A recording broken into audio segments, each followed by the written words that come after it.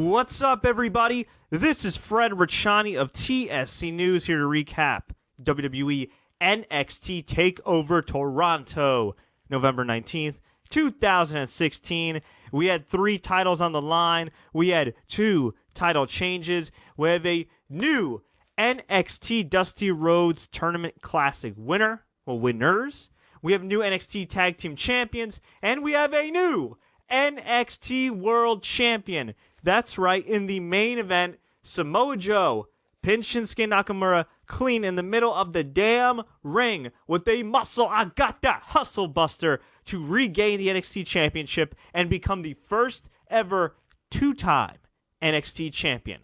Now, I gotta say, much like their match in Brooklyn, which I was live for, I felt like there was something missing in this match. It was not a bad match at all. In fact, I'd say it was a very good match and perhaps even better than their Brooklyn match. I feel like the crowd here in Toronto was pretty hot, very respectful. There were a few annoying chants throughout the night, but you know what? At the end of the day, a lively crowd is better than a dead crowd, and I thought they really enhanced this match. But something seemed to be missing, much like it has in a lot of Samoa Joe's big NXT matches and in a lot of the Nakamura Samoa Joe matches. I really don't know what it is. I did get a DM from a good friend of mine that's pretty well connected that used to be with WWE who straight up said, listen, Samoa Joe, great character, great promo, but in the ring he's clearly slowed down, and if you watch him tonight, he did look a little slow. Obviously, he's never had the best body. He did have the knee brace on. He was kind of dragging himself a little bit. I still think he brought it. He brought as much as he could for a 38-year-old man, but it's interesting because you would think that since Samoa Joe's older, he'd be called up to the main roster rather than win the NXT title. But this person made the point to me that said, you know what? I don't get why people feel like Samoa Joe at age 38 with all the mileage on his body can just go right to the main roster and handle a main roster schedule. And I thought about it, and I tried to think about it from not a selfish standpoint. Because selfishly, I'd love to see him there. We have mutual friends. He's a nice guy. He's obviously one of the best wrestlers of the last decade, and a guy that deserves to make the big main roster bucks. But perhaps the reason he's in NXT is not just because of the fact that he was originally signed just to be in NXT, but perhaps it's because Triple H, Regal, a lot of those guys there think, you know what? His body probably can't handle a full-time schedule. I don't know if that's the case, but that was what was DM'd to me, and this is a person I respect very much, who's very well connected, who's usually on point with a lot of his observations, so I'll take their word for it. But either way, I'm happy for Samoa Joe. He's still doing well. He's getting that merch money. He's getting that NXT money. He's in the video game for the 2nd straight year, which is pretty cool. And Nakamura losing the title at an interesting time. Could that mean Shinsuke Nakamura debuts at the Royal Rumble? Could that mean that they slide him into the SmackDown brand? And for the love of God, I think he should be on the SmackDown brand. While Raw could use a Nakamura, while any brand could use a Nakamura, I feel like he'd just get lost in the shuffle of those 3 long, agonizing hours. This show was about 2.5 hours, not agonizing at all. A little dull at times, but not agonizing at all. So we had Samoa Joe win the NXT Championship. Crowd was stunned. I was kind of stunned, but hopefully that means Nakamura is on to the main roster. We opened the show with Bobby Roode getting a choir singing Glorious. And Bobby Roode ended up defeating Ty Dillinger. Not a bad match, but I'm wondering what the hell Ty Dillinger is still doing in NXT. I get that he's a lifetime good hand, a guy that maybe has been a great prospect for many years, but never above that. But he has a really good gimmick. He has a connection with the crowd. I really do feel like his gimmick could connect with the crowd on the main roster. It'd be great for house shows especially. So I would like to see him called up. I don't think that's going to happen. I feel like he's a lifetime NXT guy, a lifetime FCW, OVW guy. I hope I'm wrong about that, but the poor guy is 35 years old already. I mean, his ceiling's like right here. I mean, at some point, they either got to call him up or hire him as a coach. He would be a really good coach, but I don't get it. At least use him on the house shows. Lord knows your main roster house shows could use more entertainment, and he's an entertaining guy. As for Bobby Roode, I think he's a major league player. Some people find him boring. I don't think he's had that blow-away match in NXT yet. I'm still waiting for it. Maybe it'll happen. Maybe it won't. I'm a little surprised here because I would think that Samoa Joe would have lost tonight.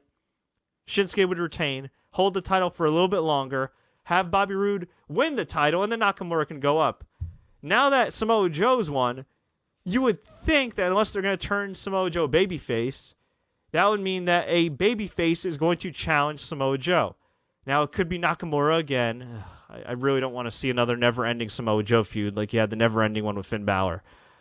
You could have a guy like Nakamura challenge him again, or actually, I really don't know who. I'm looking at this roster tonight. I'm looking down, up and down. Who would challenge Samoa Joe? Eric Young? I don't think one of the DIY guys is going to challenge him. I mean, maybe he is turning face. Who knows? Who knows? Maybe they're just going to do Nakamura versus Samoa Joe over and over again. Or you know what? Maybe, just maybe, they'll make things interesting. They'll sweeten the pot for the third time around, and they will do Samoa Joe versus Nakamura. Loser leaves NXT. Although, I got to say this, though. Whoever leaves NXT is leaving the greener pastures. Maybe not creatively, but money-wise, exposure-wise. So is that really much of a stipulation? Who knows? Who knows? But we'll see what happens. But anyway, Bobby Roode got the win in the opener. We had TM61 against the Authors of Pain. I skipped the last few weeks of NXT. Just been a lot going on. I've been keeping up, but I haven't really been sitting down and watching NXT. A lot of wrestling on lately. A lot going on. I work in advertising. It's a very, very busy time of the year. So I've been keeping up, reading up on NXT, but I was I don't know if pleasantly surprised is the right phrase.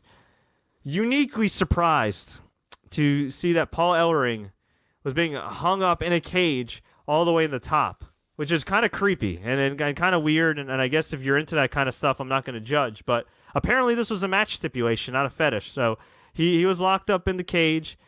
I think they had this stipulation with China maybe many years ago. I can't remember. It might have been like an In Your House pay-per-view from years back in the Attitude Era. But anyway, TM61, Authors of Pain, or as I occasionally like to call them, the Authors of Lame. They wrestled in the Dusty Rhodes Classic Final. Authors of Pain got the win. TM61 worked really, really hard. But there's just something missing with these guys. TM61, they were good at Noah. I'm willing to cut them some slack. I hope they can get over, but right now they're just kind of flailing. And in terms of the Authors of Pain, the bright side is that these two dudes are in their early 20s. So, if they're willing to learn, if they're willing to apply themselves and get better, who knows? Maybe a year from now we'll be talking about the Authors of Pain as the Authors of Awesome.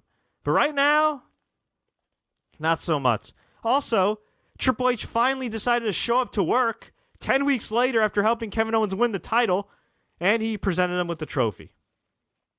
So is Triple H going to be on Raw or SmackDown anytime soon? I doubt it. Royal Rumble time, when football season's over and ratings magically go up? Probably. Unless, of course, they do a bit of a swerve. And rather than doing Brock Lesnar versus Shane McMahon, which has been rumored for months now, which would be freaking horrendous, you could actually do a more interesting match with Shane McMahon, even though I don't want to see Shane McMahon wrestle again. And you could have Shane McMahon versus Triple H at WrestleMania. And that way, it'd be two guys that are practically non-wrestlers at this point that could have a decent match. They won't be taken away from another guy. They won't have to beat a guy that's on the main roster all the time.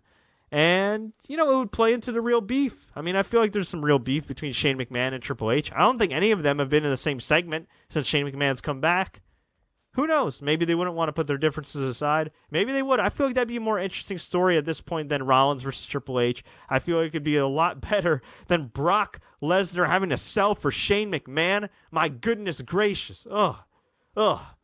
And for those that don't know, Survivor Series is tomorrow or today, depending on when you're listening to this podcast. And yes, we will have an in-depth recap of all that. And then we had the best match on the show, maybe the NXT match of the year, maybe the WWE match of the year. We had DIY, Gargano, and Ciampa taking on the Revival. This was a 2 out of 3 falls match. Revival got the first fall with the Shatter Machine. Then it was Gargano with the second fall. And then lastly, it was Ciampa. It was Gargano locking in the submissions. Both members of the Revival didn't want to tap. They held each other's hands. It was so cute. They wanted to stop themselves from tapping. And Dawson says, "Don't tap." And Dash says, "Don't tap."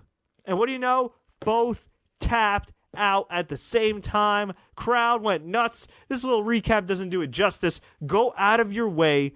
If you want to watch any of the matches that took place tonight, go out of your way to watch this match. I was there live for the Brooklyn match. It was great.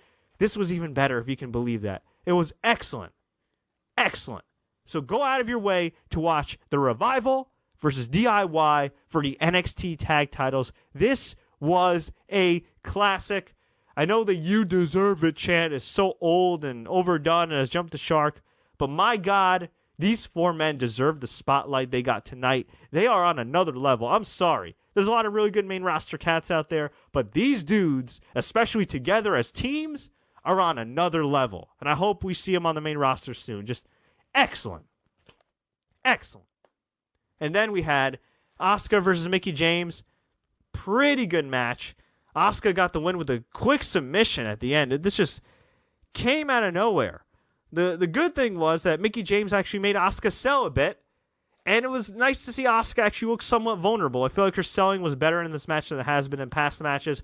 A lot of times I get the feeling she's kind of like the female Roman Reigns in some ways, only more popular and better looking. But she just sells sometimes, and it's not really believable because she's such a monster. This was a little bit better. Crowd was behind Mickie, and then she just won out of nowhere. It was kind of lame, if you ask me. I was kind of hoping we'd see a more back-and-forth match. My friend Candace here, I'll just read you what she said. She was just like, "What the hell? Mickie is a damn legend. I was ready to see Mickie win. Why didn't Mickie win?" Yeah, I don't know. I don't know. I mean, look, Asuka won with the Asuka lock. It is what it is. And then Asuka was going to shake Mickey's hand, or tease shaking Mickey's hand, and then she takes the title belt and just raises it over her shoulder, doesn't even shake hands, and walks away. And I saw a great tweet from Rover online who kind of summed up my thoughts, and it was, "I didn't sign up for another Charlotte." Yeah, it's starting to feel that way. And I like Charlotte a lot, and I actually think Charlotte right now is a better character than Asuka, but they're both kind of at that point where they're winning so much, so many times, at times in kind of buzzkill fashion. It's almost like, all right, what's next, right? Like, I think Sasha should have definitely won the title at Hell in a Cell. I'm not saying Mickie should have won against Asuka, but at some point, somebody's got to beat this chick. Who's it going to be? I don't really know. I would like to see maybe somebody that they're not doing anything with on the main roster maybe come down to NXT and make something happen. Maybe Natalya. Although I know Natalya is really popular and she's on Total Divas, but maybe, just maybe, you could have Natalya come down, challenge Asuka like she did in Japan on the house shows, and maybe win the title and kind of promote NXT on the main roster. You could do that. I don't think it's going to happen, but you could do that. So overall, really good show, really hot crowd. I do think the women's match and the world title match kind of underwhelmed a little bit, just a little bit. But that tag title match, man, my God, awesome. But now we're wondering, where the hell does NXT go from here? Nakamura, perhaps main roster bound. Revival, perhaps main roster bound. Everybody else, good luck figuring out what the hell is going to happen. Hopefully they hit somewhat of a reset button and kind of try to build up these younger guys. I mean, you got Ember Moon, who's really good. You know, Liv Morgan, I know, got destroyed a few weeks back against Asuka, but she's got potential. Leah's got potential. They need to do something. Sanity, not really feeling Sanity. It's hard for me to get excited for Eric Young in 2016 going into 2017, but who knows? They got Roderick Strong. Maybe they fast-track Roderick Strong to a title shot. Maybe he beats Samoa Joe. I think those guys could have one hell of a match, although Roderick Strong is still technically kind of sort of new, not necessarily to the NXT audience, who's a lot of hardcore fans, but, you know, mainly to the WWE audience. I think once Austin Aries comes back, it's going to enhance these guys, and look out for No Way Jose. I think No Way Jose can do pretty well. He's a bigger guy than people expect. He's not terrible in the ring. I feel like the gimmick is really one-dimensional, even though it's a great, you know, fun gimmick for the house shows and stuff like that, and the crowd likes to dance, but I think behind that gimmick, there's some real talent there in that kid. So hopefully they can harness that talent and make something happen. And hopefully for the likes of TM61, who had great success in Japan, hopefully they can eventually, get it together. Not just in the ring, but character-wise as well. In the meantime, Samoa Joe's your champ. Authors of Pain are most likely going to destroy DIY, or maybe they'll lose and then destroy them eventually. Asuka, a.k.a. Charlotte, is still your champion in the women's division, and we shall see what happens. But, folks, I want to hear from you. What did you think about NXT TakeOver? What do you think about Survivor Series? Let me know. Leave a comment below. Tweet us. Facebook us. Do what you got to do. If you enjoyed this recap, please like, share, take care, subscribe on YouTube, iTunes, SoundCloud. You name it. We got it. Until next time, as always, enjoy the matches.